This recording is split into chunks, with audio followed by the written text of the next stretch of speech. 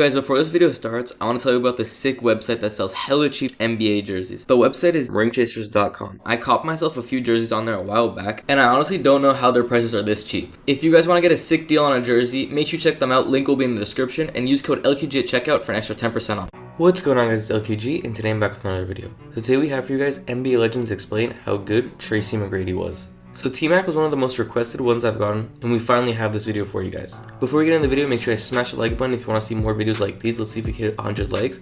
Also, make sure you subscribe to the channel. We are releasing daily videos for all of 2021, so make sure you don't miss out. Also, let me know down in the comments below which players to do next. I have been taking your guys' suggestions, and we have a few crazy ones coming up as well. With that being said, let's get into NBA Legends explain how good Tracy McGrady was. You just mentioned Tracy McGrady. Yeah. He works for us. Magic, you say. How? I mean, you couldn't say enough good things about him. This dude is unbelievable, man. How so? Because he can do everything. I mean, I think I told him one time, I said, bro, you could do everything I could do on the court, but you were 6'10". Literally everything. I mean, he had no weaknesses, offensively or defensively. And he was a nightmare to guard. I always wish if I had one player to play with, it was this guy. Because he could do everything I could do, but he was taller.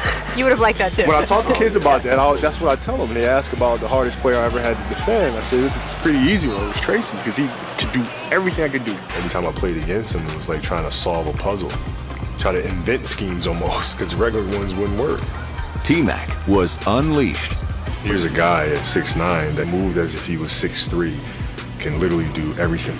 He could turn left shoulder, he can turn right shoulder, he could score from the post, he could score from the perimeter, he could facilitate, he could defend. Shot blocked by McGrady. When you have that combination, it's extremely dangerous. McGrady sets a franchise record 60. So, I mean, there's a lot of guys, but the guy that always gave me the most problems actually was Tracy McGrady. Tracy McGrady? Yeah. Tracy McGrady, man. Tracy McGrady with his, he had all the skills and all the athleticism, but he was 6'9". McGrady just gave LeBron the nod. Like, did you see that? What did you think of that dunk, man, on the court? Man, that dunk was ridiculous. His athletic ability is beyond wonders, and right now he's showing a lot. The first game of the playoffs, and if he keep going, I hope they get a victory. Game with Tracy McGrady after about 8 years in a row where he averaged 26, and then shoulder and knee and that kind of thing took its toll. Okay, why we gotta show Sean Bradley always getting dunked? Because he's always getting dunked on. It's like the one earlier. It's like that easy button he was talking about before. Every time we know. No, I drafted McGrady in Toronto. And the thing that I saw in him that I loved about him in high school was that he did everything so easily. And it gave the appearance that he was nonchalant, he didn't care. But when you really broke it down on film, he was fast, he was athletic, he was quick. So consequently, he would always be there waiting and look like he was just, I mean, he was never out of position. Offensively, his moves were quick, but they were slow because he was that fast. So you had a chance to really see him in action, and I think from a shooting standpoint, from a passing standpoint, a ball handling standpoint, he was just about as good as we're gonna see in this league, maxed out in those offensive categories. When I look at McGrady, it reminds me of why Michael Jordan is Michael Jordan, why Larry Bird was Larry Bird. It's not just talent. There's got to be a fire in the belly. There's got to be a competitive edge where you want to kill the guy across from you. And I've never played with Tracy. I've never had a conversation with him. But he's as talented as any player I've ever seen. But I don't think that fire ever manifested itself. It's interesting. In touching on what you said, Isaiah, the demeanor, the look, the appearance, that he's not trying hard. But I don't think you lead the league in scoring if you don't have a little bit of a fire. As he did twice. Yeah. I think the problem was it just was. I was hurt. I think it would have helped as an older player to sort of help show him a little bit, how to do things. He was 21 when he went to Orlando and just took off. So he was still young. And the team wasn't that great. And I think a lot of it was frustration. I think a lot of it was he just didn't know really what to do or how to conduct himself, maybe as a teammate, as a leader. But in terms of, like you said, in terms of talent and going out and scoring like he scored, like you have to have a little bit of a fire. Michael better than the McGradys, and even now Kobe and LeBron, is the fundamentals of the game. He was still the best at. His correct hand was always in the passing lane. His footwork was impeccable. So it wasn't natural talent that got him over a lot of times. He, to me, was the most fundamentally gifted athlete ever. Fundamentals with athleticism. I had never seen, even Clyde Drexler, who was a great athlete, didn't have the fundamentals as Michael, but he had the athleticism and everything else.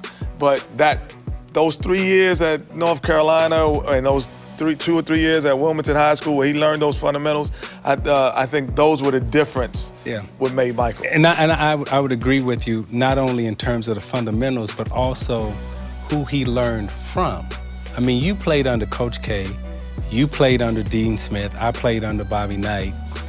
Dean Smith teaching Michael Jordan, so that level of philosophy coming down and understanding how to play fundamentally sound what basketball. It takes to win. Yeah, I mean, and Bird had great coaching at Indiana State. I remember Carl Nicks, number 22, played at Indiana State with Larry Bird, and he was from Chicago, and Carl was always.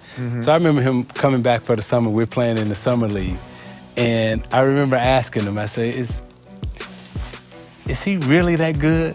He goes, he's that good, but his fundamentals are so flawless. Like, he never makes a mistake in terms of his setup for the shot. He never makes a mistake in terms of his left hand layup or his right hand layup. And his fundamental setup is so good, he always has time. So when Bird would catch the basketball, it would look like he would be able to catch it, spin it around, and you know what? Because their setup was so good, and there's the same with Jordan. Right. And I think we mistake that for fire in the belly. You know, we used to call that he has know-how. Like Bird, Jordan, them guys had fundamental know-how. McGrady, coming from high school, he didn't get the know-how. You know, so everything had to be, tricky, whereas them guys, even yourself playing under Lute Olson, right? If you don't play under Lute Olson, I don't know if you ever get into the NBA because the fundamental base that you had, that know-how that they gave you, it wasn't because you were a great ball handler, you were a great athlete, you could outrun everybody. You knew how to get open, and that came from great teaching and that those coaches. Yeah, no, I totally understand what you guys are saying, but my point is, I look at McGrady and I think, the guy was a brilliant jump shooter. I don't think his fundamentals were bad. They weren't what Bird's or Magic's were or Jordan's.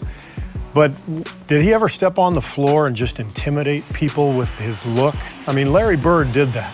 Michael Jordan did that. You felt their presence. You know what happens? I don't think Tracy's presence was ever really felt. If you're winning, that look means something. Means more. When you're losing, let me give you a better like example. if you give me that look and I know it's behind you, that look don't mean that. But let me give you a better You ain't got pit bulls back there. Those are little 2 hours behind. Just spending some time with us, bro. Man, anytime, brother. I got to get in the studio with y'all. Hey, anytime I see T-Mac, I automatically got to do this, Matt. The hang dribble. I got to work on that. That's the king of that hang dribble, man. Just the hang. The hezzy pull-up, huh? Yeah, and then not to mention, he'll hezzy you, but then once he jumps, the nigga jumps as high as you possibly can on the jump shot, so there's no way you could possibly block his shit. The shit is insane. He'll hezzy you and then take off into space and shoot a jumper. Well, I do want to talk about this last subject of our black here, Tracy, because we all know one of the most talented people of your era. I was going to just say guards, but I really would say everything. Look at the video. Meta World Peace asked by Complex Sports if Tracy is in the same class as Kobe and Michael Jordan. Meta responded this: the only difference, I think, with Kobe was that Kobe lifted more than Tracy. So I think Kobe lifting more helped his career as far as staying strong. Kobe did 20 years. I think that was the only major difference. As far as talent, Tracy had it all. He was a big-time player. He probably would have averaged the same amount of points nowadays, even as back then. He was good. Very, very talented. Probably. Definitely was on the level of Kobe and Jordan at one point in time. Don't miss that last. Our guy, Tracy McGrady, is going to be inducted into the Magic Hall of Fame.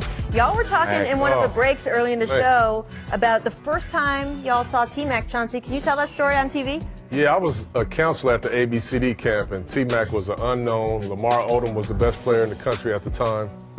In the first game of the camp, T-Mac played against Lamar, and I'll just say this. He went from unknown to the best player in the country. Really? In one game. It was unbelievable. I was like, who is this kid? Who is this dude? He was along with him and Tim Thomas, T-Mac was the best high school player I've ever seen. He was a man amongst boys. He was doing things that NBA players were doing in high school, and I was a fan since high school. So that's it for this video, guys. I want to thank you guys so much for watching. If you did enjoy, make sure you leave a like and also subscribe to the channel. Like I said at the beginning, we're releasing daily videos for all of 2021, so you don't want to miss out. And yeah, I'll catch you guys on the next video. Thank you guys for watching, and have a great day.